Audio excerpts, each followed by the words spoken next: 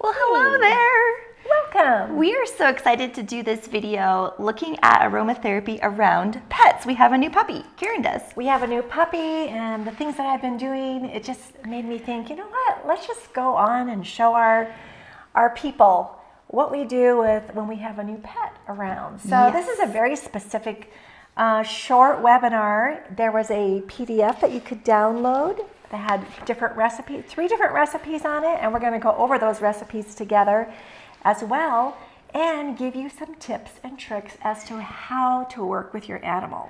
So this is Sage. This is little Sage, and we, of course, we told her to be on her best behavior, but we'll see what happens. We're very happy that you're here. If you could give us a thumbs up in the comments, let us know that you're here, or if you have a pet in your home, a favorite pet or pets, just pop their names into the chat. We have, we're hanging out, and we can't wait to interact with you. Also, if you could like this video and hit that bell and subscribe. Hit the bell. So what we're going to do is we're not actually using any essential oils on our pet, on Sage specifically. Now, Sage is only 9 weeks old, and as puppies are, they're curious about the whole world. So I'm going to show you the technique that I use specifically when I work with pets. And it might be a little different with Sage because she is so excited about everything. Jenny just got a new pet as well. Just before I got Sage, she has a rescue dog named Lucy. I wasn't anticipating it, but my bonus human stepdaughter saw her on Facebook, and we had to go look, and then we got her. And when they both have all their shots, they'll say hi. So when I'm working with a dog like Lucy is compared to Sage, who came from a really great home atmosphere with children running around, whereas Jenny's dog didn't have that luxury. She was abandoned.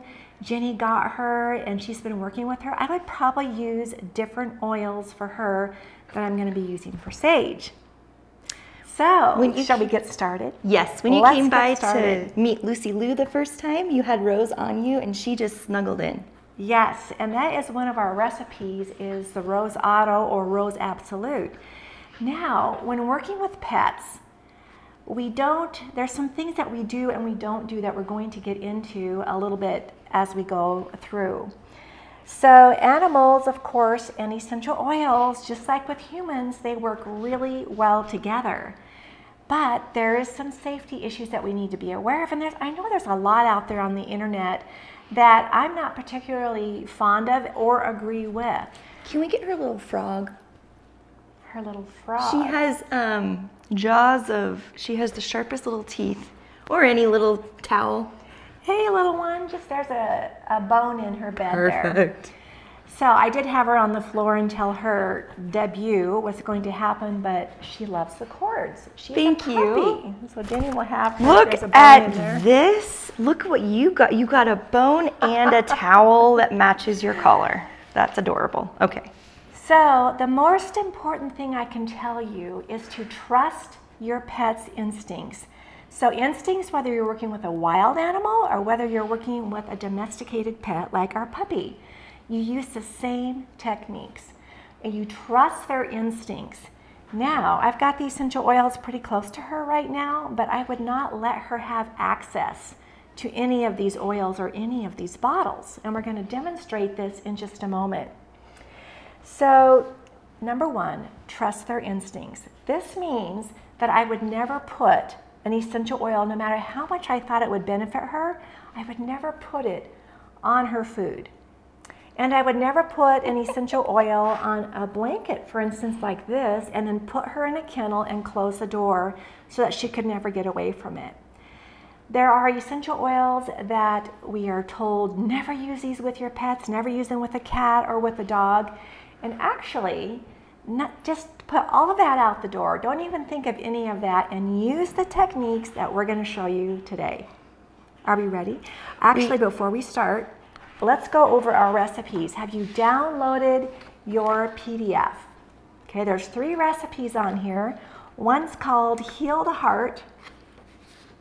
One's called Neroli Blossom Separation Ease, and the third one is called Ease the Fear. So the reason why I chose these is because as a new puppy, she no longer has her 9 other siblings. She doesn't have her mother. She has me. I'm her first sister. And so She's my first sister. when I first got her, I thought she's got to be missing her other family. So I immediately used this first recipe, Heal the Heart. Now, before I use any essential oil, even though there's a recipe with essential oils listed, we're going to test each essential oil before we actually will put it in a blend. Now, the second thing is the first 2 blends that we're making, they're for myself. They're not to put on the dog. They're not to put anywhere else except on my own person. Yes. All right. So, and she's going to benefit from that. But I want her to enjoy the oils, and I want them to be beneficial for her. So I'm going to let her experience them before I put them in my very own blend. So our first blend is Heal the Heart, and it's 2 drops of Rose Otto in 1 ounce of unscented lotion or another carrier. Use these recipes as templates and use these techniques as you work with your pet. And as you get more proficient working with your pet, you could actually start perhaps encouraging them to use a little bit of the essential oils, but that is a whole nother story and things that you need to be aware of. But this is the first step with essential oils around pets, period. Yes. Again, this is little Sage. This is Karen, my mother, her new puppy. That's why I said she's my first sister. And I also have a dog named Buckley and a cat named Cookie and then a little puppy named Lucy Lou. So just pop into the comments your animals who are in your life right now, if you are so lucky to have animals in your life right now. And we would love to see, we'd love to know their names. We know that you love animals because you're here with us on this presentation, so you have a real interest as well. So we are a family, a big family of pet lovers. We love pets. We love pets. Okay, so I'm going to have Jenny slide over to the side. We practiced this so Sage knows what to do. And we're going to get rid of the bone because What? when you work with a pet, typically you will have a very quiet atmosphere where they're used to.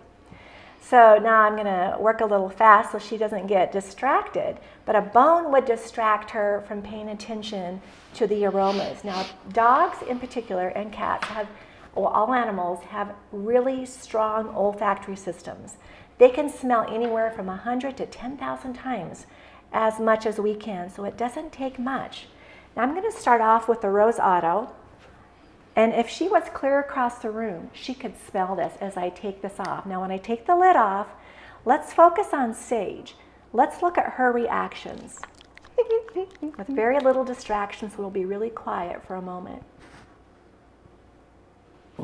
Oh, she wants it. See? Now I'm going to close my hand over it so she can't get to it. But she really wants this rose. Look at that. She's very interested. I'm going to put the cap back on, and I know that this is one oil that I can use in my blend. Now I'm going to do the same thing with Rose Absolute because I'm just curious.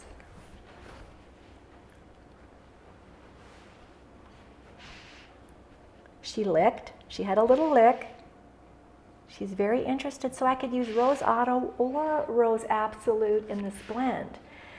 Now, just a couple of drops that I would put on myself, put on my neck area, rub it on my arms so that when I hold her and I'm around her, she's going to benefit from the rose. Now, the rose is very interesting. It's actually used a lot for trauma, for shock, for helping them to connect with their heart space, right? Because we want them to be totally and completely comfortable in their new environment. Look how she just calmed down as well. She's very, very calm. Very calm. All right, so that is our first recipe, and I hope you guys saw her reactions. Now, I'm going to try another one. This is mandarin. It's not in our recipe, but I'm curious as to how she might react. Okay. She's not really paying attention. I'm going to get a little bit closer.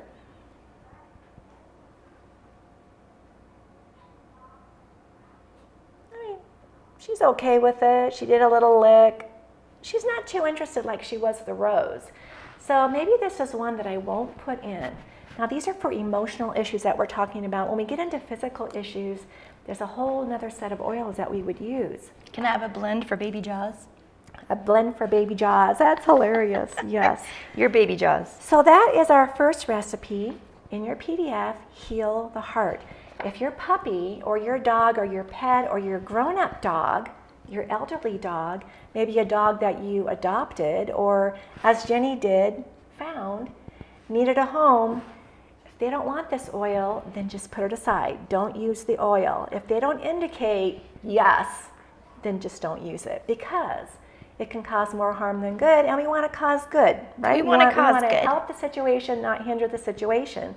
And this is why I would not put this on something that they could not get away from. They could not just walk away and leave it be. And there's a whole science and a whole body of research around aromatherapy and pets. So this is just a little glimpse into the whole world. It's different than working with essential oils and humans.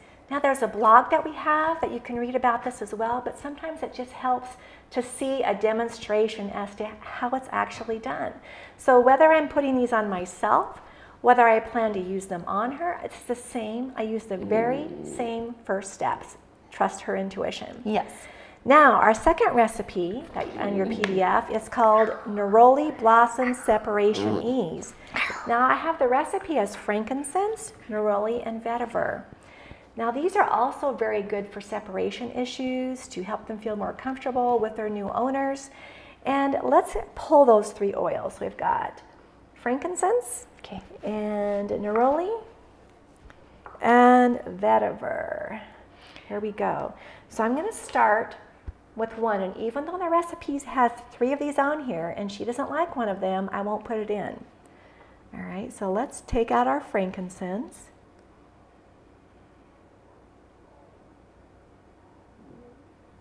I see her little nose going. She's very calm. She's interested. She's not trying to get away from it. Now this takes time as well. You have to be totally relaxed yourself. You have to make sure there's no distractions, the phone isn't ringing. Nothing like being on a live event. And make sure that your dog and your pet are around people that they know and trust. The rose is her favorite so far. So far she's not really, I mean, it's okay, but she's not really interested in the frankincense. I'm going to put that off to the side. And then our second one is neroli. Let's try the neroli and see. Her little nose is going. She thinks it's time for a nap. She was really hyper before the rose.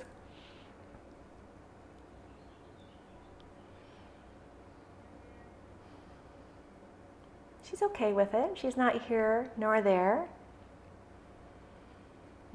It's beautiful though. And then our last one, vetiver. Let's try it out. Little nose, she's smelling it.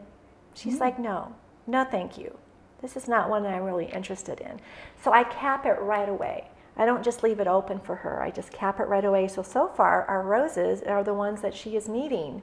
So why give her something that she's not indicating that she wants? Now, if your pet does indicate 2 of the oils, just put 2 of the oils in and leave the third one out. Or if it's just 1 oil, just use the 1 oil. She's ready to sleep. Now, our last one, I do the very same thing. This is ease the fear. Okay, maybe they're afraid, there's something out there. A dog is barking. I noticed she was afraid when a neighbor dog was barking. So this one is jasmine, frankincense, and sandalwood.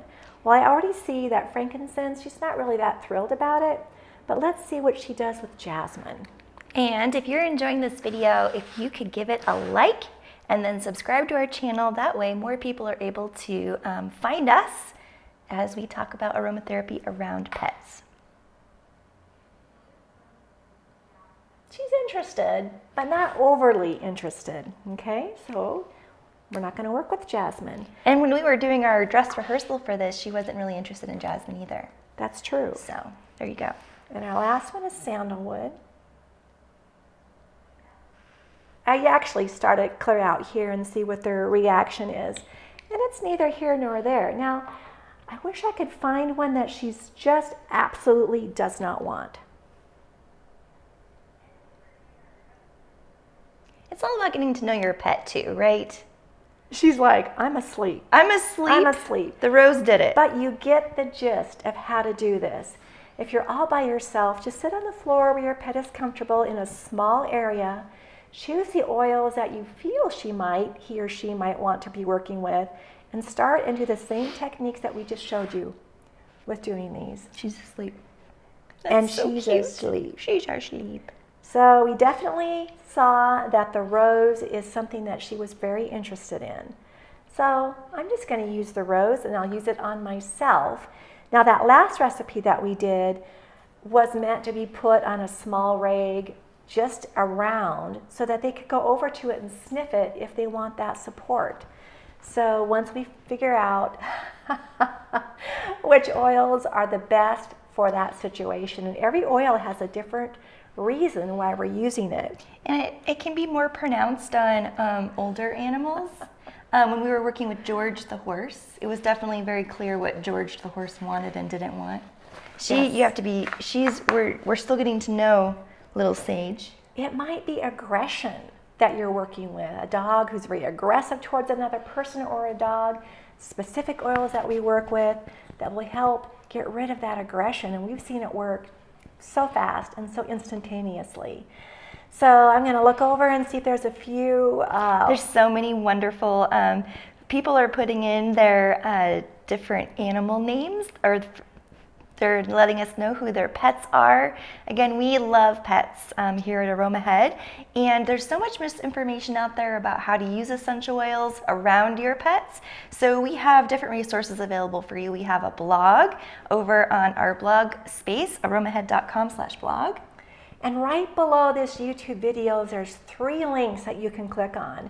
We actually have a class that goes into a lot of detail about how to work around your animals with essential oils, with a diffuser and all kinds of different things that come up as we are working with aromatherapy. So check that out. That's over at aromahead.com, but the link is down below. Our blog is down below. And there's one more link down below. I'm going to grab this computer so that I can actually see the comments a little bit. I know, there's and it's over here too, if that helps. All right, so recipe download. We've got the animal aromatherapy around animals class if you actually want to take a full class. And then of course, subscribe to our YouTube channel if you haven't already, and click the little bell to say that you like it. We plan on doing more events on Thursdays. Same time, same place. We were afraid she was going to be a little too active, and that rose just calmed her right down. Isn't that amazing? I know, it really is. I hope that you've enjoyed this and see how we're working with pets, how effective it can be, what to do, what not to do, not to put them on their food, not to put it on their fur, especially when they haven't indicated that they want that particular essential oil. Absolutely. And again, it's its own aromatherapy, just like it is working with any animal. There's so many differences between humans and animals, and their systems and their sensory, what they're drawn to and attracted to. Clearly, if you're out walking with your dog in the woods, they're smelling things you wouldn't normally want to smell, getting all up and personal. And so treating them or working with essential oils around your pets is a whole nother world.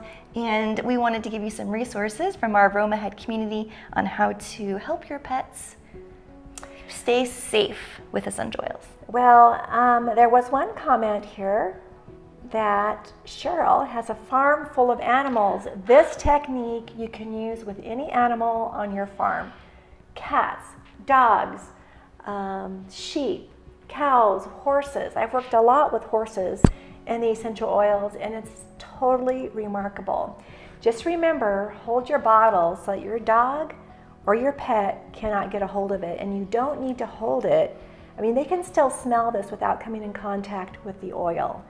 Also, we have all kinds of natural cleaning recipes over at aromahead.com, as well as classes that have really great natural cleaning recipes in them, because we're going to need to clean this counter when we're done. Oh, I see. Too relaxed. A little too relaxed. We have a baby dog. She's a little too relaxed. And we're going to clean this surface with an all-natural counter. An all-natural cleaner.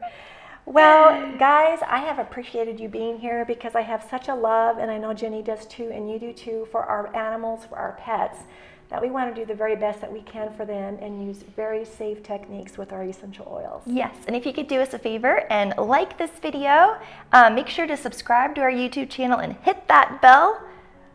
That way you'll be able to see anytime we go live, and we're looking to do that on Thursdays here on YouTube. That's right. All right, Well, everyone. have a great rest of your day and enjoy your pets.